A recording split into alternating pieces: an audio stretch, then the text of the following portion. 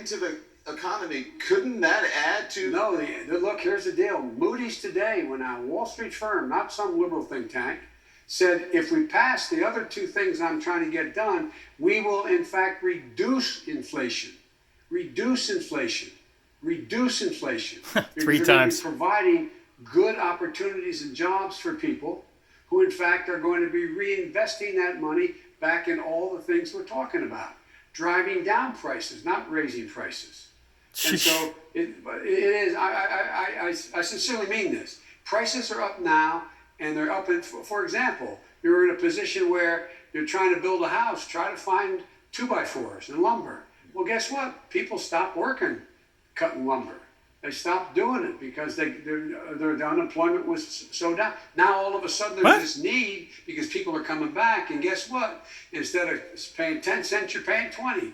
I mean, you understand what I'm saying? Yeah. It relates Holy to moly. No, what I don't. in fact is now needed because we're growing. I don't know anybody, including Larry Summers, who's a friend of mine, who's worried about inflation, is suggesting that there's any long-term march here if we do the things we're going to do. For example, if we get this bill done that I've been put together a long time ago, and by the way, I want to say, I'm in his territory. You know, there's a, Portman is a good man. Stay on track, Portman brother. is a congressman from this area.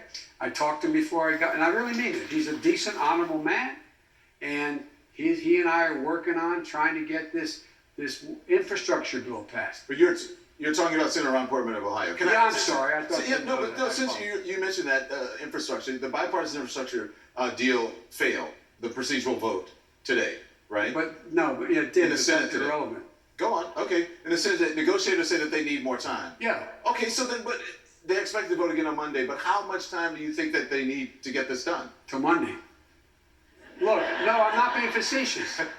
I'm not being facetious. You had up to 20 Republicans sign a letter saying, we think we need this deal.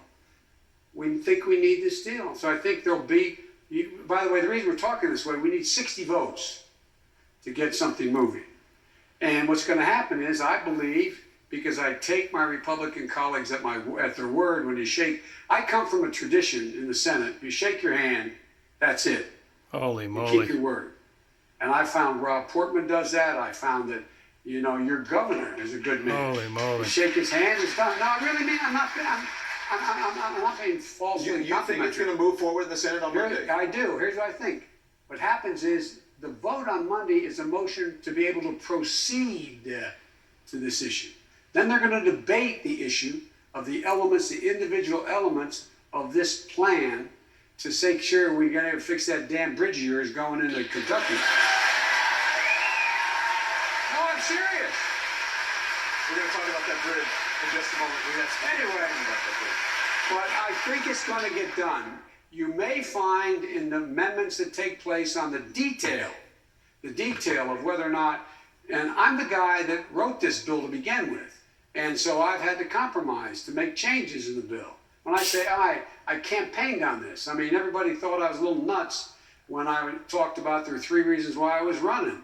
1, to restore the soul of this country, bring back some decency. This 2, is new to build 3 back reasons. the middle class because they've been getting really knocked around a long time.